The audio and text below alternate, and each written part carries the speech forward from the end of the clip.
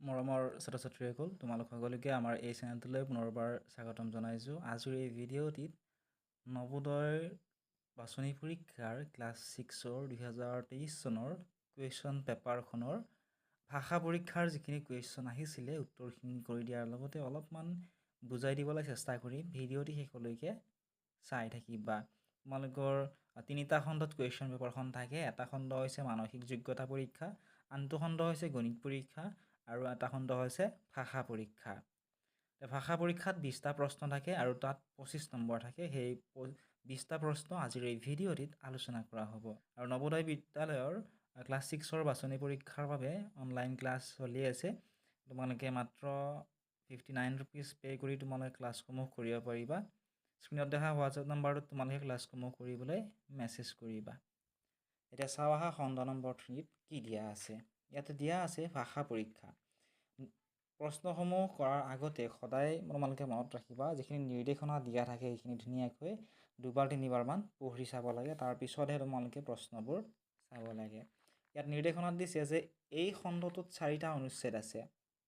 প্ৰত্যেক অনুচ্ছেদতে 5টাকৈ প্ৰশ্ন আছে। অৰ্থাৎ ভাষা পৰীক্ষা 3 নম্বৰ খণ্ড, এই খণ্ডটোত 4টা অনুচ্ছেদ আছে আৰু প্ৰত্যেকটো অনুচ্ছেদতে 5টাকৈ প্ৰশ্ন, টোটেল 4টা অনুচ্ছেদ, 5 4 গুণ 20টা প্ৰশ্ন ইয়াতে আছে। প্ৰত্যেকটো অনুচ্ছেদক মনোযোগেৰে পঢ়া আৰু তলত দিয়া প্ৰশ্নৰ উত্তৰ লিখা। গতিকে অনুচ্ছেদকেইটা তোমালোক ধুনীয়াকৈ পঢ়িব দিছে, তাৰপিছত উত্তৰখিনি কৰিব দিছে। প্ৰত্যেক প্ৰশ্নৰ বাবে 4টাকৈ সম্ভাৱ্য উত্তৰ দিয়া হৈছে, ক্ৰম সংখ্যা A, B, C আৰু D কৈ। অৰ্থাৎ তোমালোকক প্ৰত্যেকটো প্ৰশ্নৰে 4টাকৈ অপশ্যন দিয়া আছে। শুদ্ধ অপশ্যনটো বাছি উলিয়াব দিছে আৰু বাছি উলিওৱাৰ পিছত তোমালোকে OMR-ত উত্তৰ পত্ৰত প্ৰশ্নৰ কাষত থকা বৃত্তটো তোমালোকক ব্লেক পেন ইউজ কৰি কালাৰ কৰিবলৈ দিছিলে। আমি অনুচ্ছেদ 1টো পঢ়ি চাওঁ আহা। ইয়াতে দিছে যে একেধৰণৰ কাম কৰি কৰি আমি মাজে সময়ে আমনি পাওঁ। ইয়াৰ ফলত আমাৰ কাৰ্যক্ষমতা কমি যায়। অৰ্থাৎ আমি যদি যিকোনো এটা কাম সদায় যদি একেটা কামকে আমি কৰি থাকিবলগীয়া হয়, আমাৰ কি হয় এটা সময়ত আমনি লাগে আৰু আমনি লগাৰ ফলতে কি হয় আমাৰ কাৰ্যক্ষমতাটো কমি যায়। সেইবাবে আমি মনোৰঞ্জনৰ দ্বাৰা নিজকে সজীৱ কৰিব লাগে। ইয়াৰ ফলত আমি নিজৰ কাম একে ক্ষমতা আৰু উৎসাহেৰে পুনৰ আৰম্ভ কৰিব পাৰোঁ।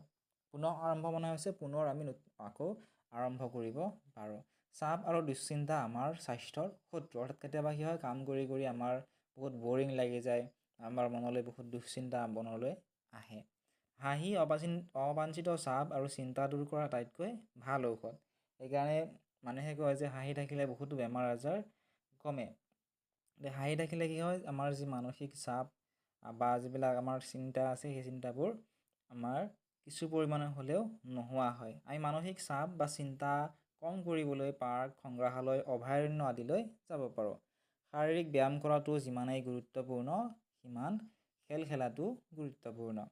সেইকাৰণে আমি যেতিয়াই আমি আজৰি সময় পাওঁ তেতিয়াই আমি বিভিন্ন ধৰণৰ ঠাই আমি ভ্ৰমণ কৰিবলৈ যাব লাগে, বিভিন্ন ধৰণৰ খেলা ধূলা আমি কৰিব লাগে। তেতিয়া আমাৰ মনটো ভালে থাকে, লগতে শৰীৰটো ভালে থাকে।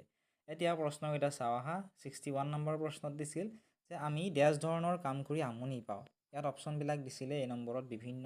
অপশ্যন বিত দিছিলে বেলেগ, অপশ্যন চিত দিছিলে একে আৰু অপশ্যন নম্বৰ ডিত দিছিলে অন্য। গতিকে আমি বিভিন্ন, বেলেগ আৰু অন্য এই তিনিটা একেই হয়।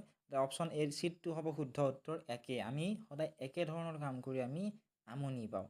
গতিকে অপশ্যন চি হ'ব শুদ্ধ উত্তৰ। Next question number 62। অলপ মনোৰঞ্জন কৰাৰ পিছত আমি কাম ডেছ কৰিব পাৰোঁ। অপশ্যন দিছিলে এ সমাপ্ত, অপশ্যন বি সম্পূৰ্ণ, অপশ্যন চি বন্ধ, অপশ্যন ডি পুনঃ আৰম্ভ। অৰ্থাৎ কোনো এটা কাম কৰি কৰি যদি আমাৰ আমনি লাগে আমি অলপমান যদি আমি মনোৰঞ্জন কৰোঁ, অৰ্থাৎ কিবা আমি অলপ খেলা ধূলা কৰিলোঁ বা কিবা অলপ মুভিজ চালোঁ, হোৱাৰ পিছত আমি সেই কামটো পুনঃ আৰম্ভ কৰিব পাৰোঁ যেতিয়া আমাৰ কামটো কৰিও ভাল লাগে। গতিকে অপশ্যন ডি হ'ব কাৰেক্ট এনচাৰ। Question number 63। হাঁহিৰে আমি ডেছ দূৰ কৰিব পাৰোঁ। অপশ্যনবিলাক দিছিল এ নম্বৰ কেৱল বংশগত বেমাৰ, এইটো অবৈধ। হাঁহিৰে আমি বংশগত বেমাৰ দূৰ কৰিব নোৱাৰোঁ।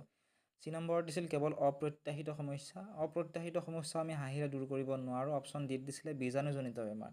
বীজাণুজনিত হোৱা বেমাৰো আমি হাঁহিৰে দূৰ কৰিব নোৱাৰোঁ। অপশ্যন বি হ'ব কাৰেক্ট এনচাৰ। অপশ্যন বিত দিয়া আছে অবাঞ্ছিত চিন্তা। হাঁহিৰে আমি অবাঞ্ছিত চিন্তাবোৰ আমি দূৰ কৰিব পাৰোঁ।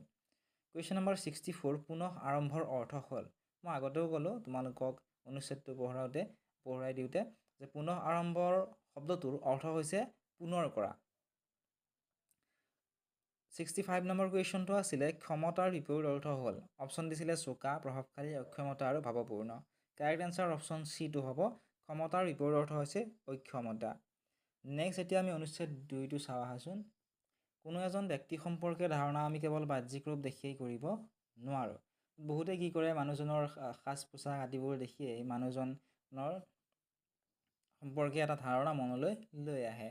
গতিকে সেই ব্যক্তিজনৰ সম্পৰ্কে আমি কেতিয়াও বাহ্যিক ৰূপ দেখিয়ে তেওঁৰ বিষয়ে আমি ধাৰণা কৰিব নালাগে, যে তেওঁ ভাল নে বেয়া, স্বভাৱ চৰিত্ৰ ভাল নে বেয়া, আমি কেতিয়াও এনেকুৱা ধৰণৰ ধাৰণা কৰিব নালাগে।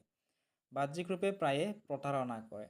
যিটো আমাৰ লুকছ, আমি বহুতে কি কৰোঁ, কোনোবা এজন মানুহ দেখাত ভাল বা ল'ৰা ছোৱালী এজনী দেখাত ভাল হ'লে আমি তেওঁক ভাল বুলি ভাবোঁ। গতিকে তেনেকুৱা নহয়, বাহ্যিক ৰূপে মানুহক প্ৰায়ে প্ৰতাৰণা কৰে। এবাৰ দেখিয়েই কোনো ব্যক্তিৰ সৎগুণ বা বিশেষ গুণ জনাটো কঠিন। এবাৰে যদি আমি কোনো ব্যক্তিক দেখা পাওঁ বা কোনো মানুহক দেখা পাওঁ, তেওঁ ভাল বুলি ক'বটো টান হয়। কেতিয়াবা আমি ব্যক্তিৰ বাহ্যিক ৰূপ দেখিয়ে আকৰ্ষিত হৈ পৰোঁ। অৰ্থাৎ কেতিয়াবা আমি কোনো এজন ল'ৰা বা কোনো এজন ছোৱালীক তেওঁৰ যিটো লুকছ, সেই লুকছটো দেখি আমি তেওঁৰ প্ৰতি আকৰ্ষিত হৈ পৰোঁ, কিন্তু পিছতহে আমি অনুভৱ কৰোঁ যে আমি তেওঁক ভুল বুজিলোঁ। বাহিৰৰ পৰা অনেক বস্তু আকৰ্ষণীয় লাগে, কিন্তু বেছিভাগ বস্তুৱে তেনেকুৱা নহয় যেনেকুৱা দেখা যায়। আমি কোনো ব্যক্তি বা বস্তুৰ বাস্তৱিক স্বভাৱ জনাটো উচিত। ইয়াতে নেক্সট কুৱেশ্যন কেইটা দিছে 66 নম্বৰৰ পৰা। বাহ্যিক ৰূপে প্ৰায় অপশ্যনবিলাক দিছিলে প্ৰতাৰণা কৰে, সবল হয়, স্পষ্ট কৰে আৰু সত্য হয়। গতিকে বাহ্যিক ৰূপে প্ৰায় কি কৰে, প্ৰতাৰণা কৰে। নেক্সট কুৱেশ্যনটো চোৱা 67 নম্বৰ। এবাৰ দেখিয়েই কি জনাটো কঠিন। এবাৰ দেখিয়ে কি জনাটো কঠিন, এবাৰ দেখিয়েই কাৰোবাৰ সৎগুণ জনাটো কঠিন। Question number 68। বেছিভাগ আমি কোনো ব্যক্তিৰ ডেছ দেখি আকৃষ্ট হওঁ। অপশ্যনবিলাক দিছিলে আভ্যন্তৰীণ ৰূপ, আকৰ্ষণীয় ব্যক্তিত্ব, বাহ্যিক ৰূপ আৰু মানসিক শক্তি। শুদ্ধ উত্তৰ হৈছে অপশ্যন নম্বৰ চিটো। বেছিভাগ আমি কোনো এজন ব্যক্তিৰ যিটো বাহ্যিক ৰূপ, সেই বাহ্যিক ৰূপটো দেখি আমি আকৰ্ষিত হওঁ। Question number 69। আকৰ্ষক শব্দৰ সমানাৰ্থী নহয়। অপশ্যন দিছিল এ সুন্দৰ, অপশ্যন বি মনোমোহা, অপশ্যন চি প্ৰিয় আৰু অপশ্যন ডিত দিছিলে অসুন্দৰ। আকৰ্ষক শব্দৰ সমানাৰ্থী নহয়, অৰ্থাৎ সমাৰ্থক শব্দ কোনটো নহয় সুধিছে। আকৰ্ষক শব্দৰ সমাৰ্থক শব্দ বুলি আমি ক'ব পাৰোঁ সুন্দৰ, মনোমোহা আৰু প্ৰিয়। মানে সুন্দৰ হ'লে সেইটো বস্তু আকৰ্ষক হ'ব, বা মনোমোহা হ'লেহে আকৰ্ষক হ'ব, বা যিকোনো এটা প্ৰিয় বস্তুৰ প্ৰতিহে আমি আকৰ্ষিত হওঁ। অসুন্দৰ বস্তুটো কেতিয়াও আকৰ্ষক হ'ব নোৱাৰে। গতিকে আকৰ্ষক শব্দৰ সমানাৰ্থী নহয় হ'ব অসুন্দৰ। Question number 70। বাস্তৱিক শব্দটো হ'ল ডেছ। ইয়াত অপশ্যন দিছিলে এ ক্ৰিয়া বিশেষণ, অপশ্যন বি ক্ৰিয়া, অপশ্যন চিত দিছিলে বিশেষণ আৰু অপশ্যন ডিত দিছিলে বিশেষ্য। ইয়াৰ উত্তৰটো মই তোমালোক কৈ নিদিওঁ, তোমালোকে কমেণ্ট ছেকশ্যনত জনাবা। নেক্সট অনুচ্ছেদ 3 আৰু 4ৰ উত্তৰখিনি তোমালোকে আমাৰ পেইড ক্লাছত চাব পাৰিবা। যদি তোমালোকে পেইড ক্লাছত জইন হ'ব বিচৰা, ডেছক্ৰিপশ্যনত হোৱাটছআপ নাম্বাৰ দিয়া আছে, বা স্ক্ৰীণত তোমালোকে হোৱাটছআপ নাম্বাৰ দেখিবলৈ পাবা। মাত্ৰ 59 টকা পে' কৰি তোমালোকে জইন হ'ব পাৰিবা। আৰু যদি কিবা ইয়াৰ ৰিলেটেড সুধিবলগীয়া থাকে কমেণ্ট ছেকশ্যনত সুধিব পাৰিবা।